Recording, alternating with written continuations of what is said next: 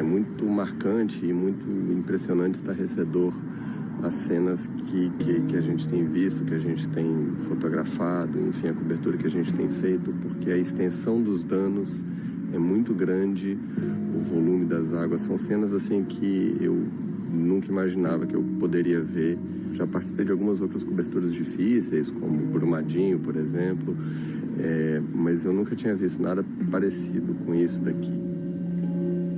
Mas Deus o livre, né? Olha o pessoal ali com gado dentro da pastagem ali, porque não, o pasto que eles iam tirar, né, para o gado comer. Agora eles têm que deixar o bicho ali em cima e não se sabe se vai subir mais, o que vai acontecer com esses animais ali. Daqui a um pouquinho vão morrer, né? Afogados. E aí? As cenas que vimos em maio pela TV das enchentes catastróficas no Rio Grande do Sul nos fizeram até esquecer que o estado havia passado por outra grande enchente apenas 8 meses antes. E o mais esquisito é que no início de 2023 a situação era inversa e a região passou por uma forte seca. O Rio Grande do Sul sofre com a falta de chuva. Em alguns municípios, a estiagem é devastadora. Envia mão a famílias que perderam toda a lavoura. Em pouco mais de um ano, o estado passou por 3 eventos extremos com fortes prejuízos econômicos para todos: residenciais, comércio, indústria e agricultura. O Rio Grande do Sul é o único estado no Brasil onde ocorre o bioma de que vamos falar neste episódio, o Pampa.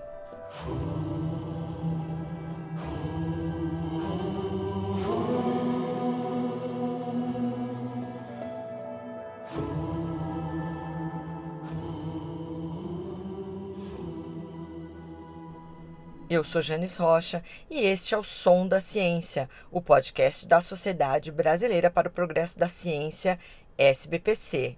Nesta 7ª temporada, estamos falando sobre os biomas brasileiros. Reconhecido somente em 2004, o Pampa ocupa 63% da área do estado. A maior parte de sua extensão total de 750 mil quilômetros quadrados está na Argentina e no Uruguai. E como todos os demais biomas, o Pampa original está encolhendo, danificado pela ação humana. Mas antes de falar das ameaças, vamos entender o que é o Pampa.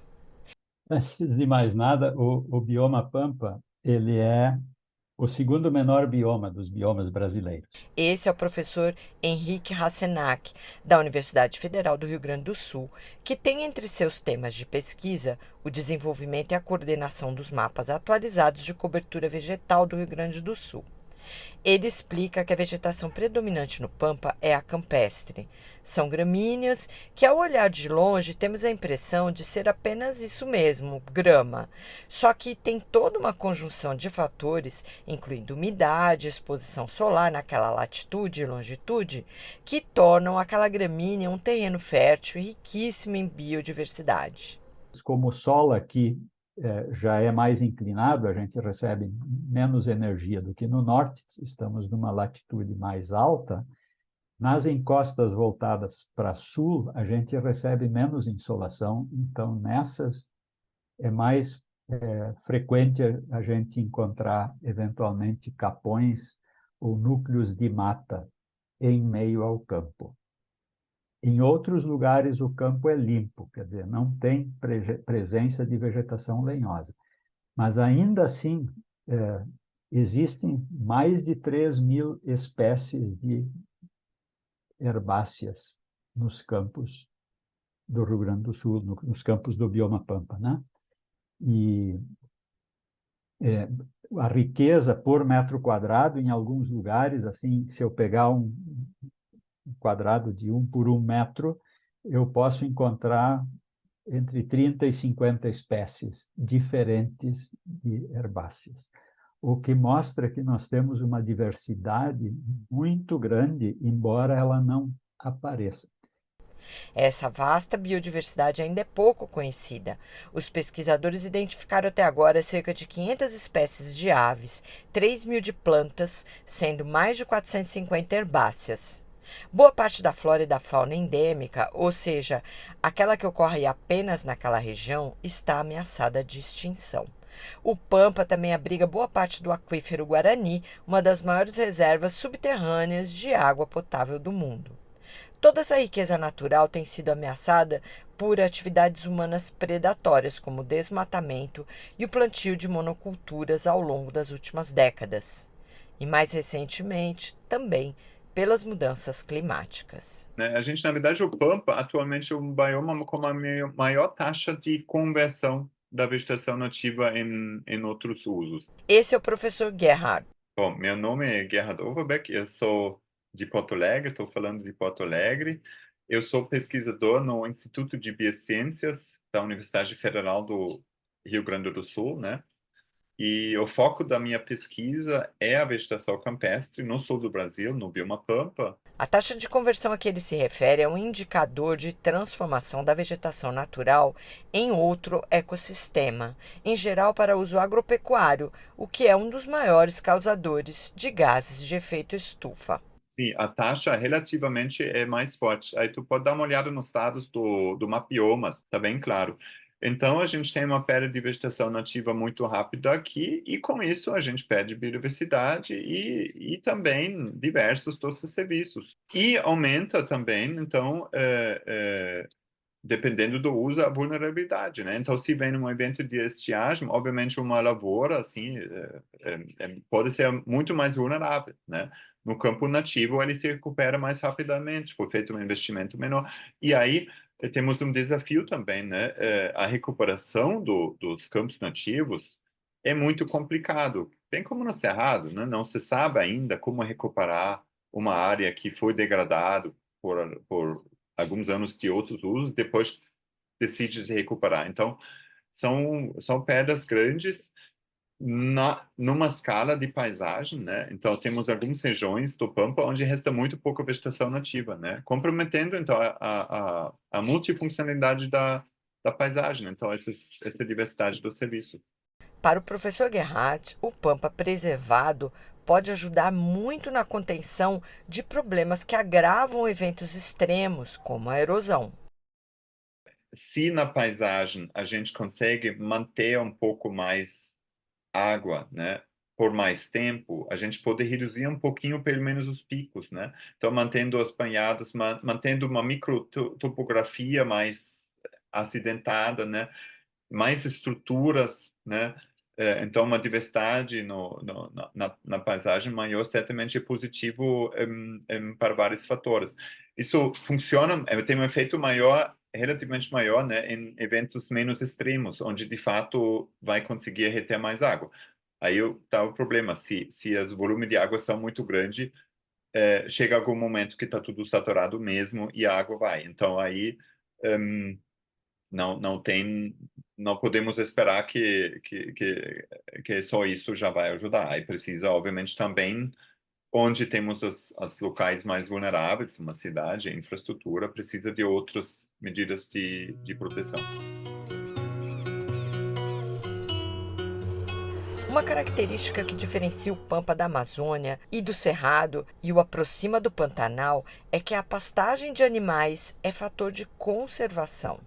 Isso mostra o quão diferentes são as regiões, né?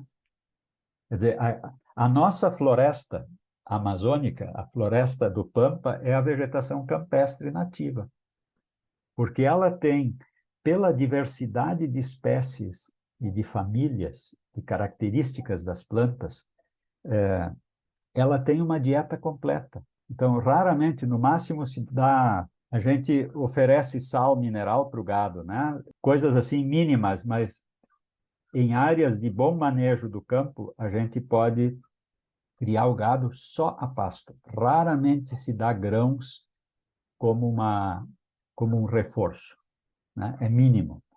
E isso mostra como eles convivem bem. Além disso, eu tenho emas.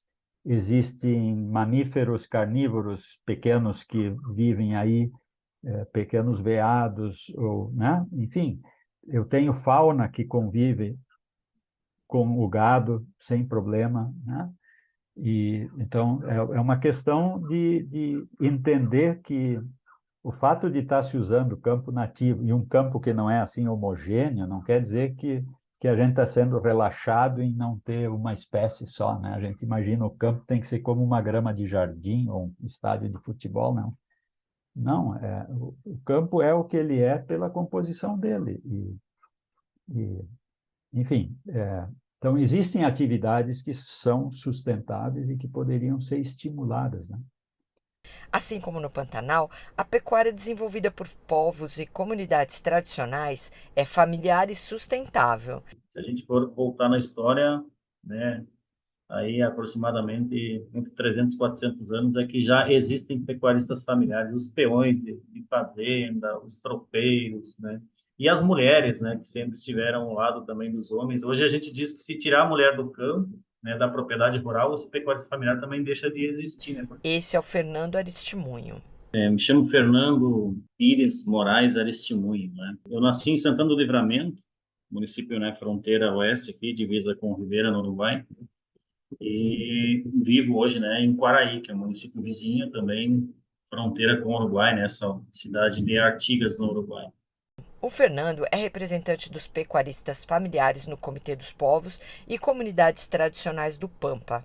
Ele é filho de um pecuarista familiar, viveu no campo até os 15 anos, saiu para se formar técnico agrícola no que hoje é o Instituto Federal Farroupilha, e decidiu se dedicar à defesa dessa tradição que ainda espera por reconhecimento oficial como povo tradicional.